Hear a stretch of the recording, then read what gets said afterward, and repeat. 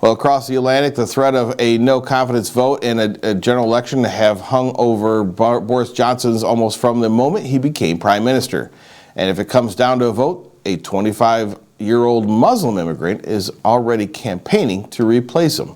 Anna Stewart has that story. Uxbridge in South Ruislip, a quiet suburban area in West London you probably haven't heard of. My name is Ali, I'm the local parliamentary candidate here, so I'm standing against Boris Johnson. We're just going around saying hello to everyone. Fab, hello.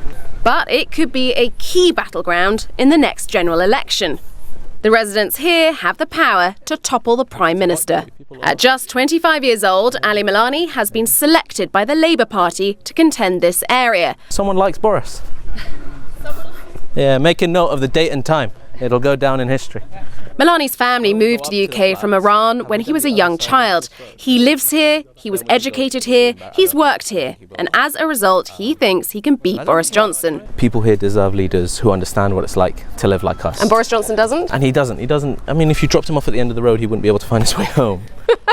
Despite this traditionally being a Conservative safe seat, Boris Johnson's majority halved in the last general election, and Labour were hot on his heels. If Milani wins, he'll be the first MP ever to unseat a current Prime Minister. No one thought Brexit would happen. No one thought Trump would happen.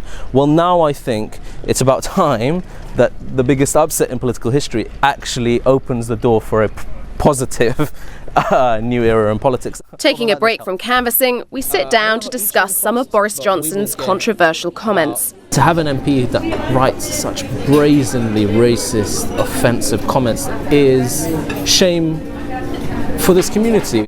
Johnson has apologised for some of his past comments. However, he isn't the only one coming under fire for what he said. In the past, Ali Milani himself made anti-Semitic comments on social media. The comments you raised were when I was a teenager and when I was very, very young. That doesn't make them right. It's not an excuse. I have apologised. And actually, I've tried to take some really serious steps to rebuild trust, going on trips to Auschwitz and Birkenau, all the way to reaching out to the Jewish community, doing anti-Semitism training. Despite past controversy, Ali Milani is the Labour candidate. But do voters know who he is? No. No. Not especially, no. Clearly, Milani has more doors to knock on. He may not have Boris Johnson's celebrity. You think I need a haircut? I think people are looking through the door and not opening. I need a haircut. But he has plenty of charm. Must be the hair. If the residents of Uxbridge and South Ruislip would only open their doors to hear it. Anna Stewart, CNN, London.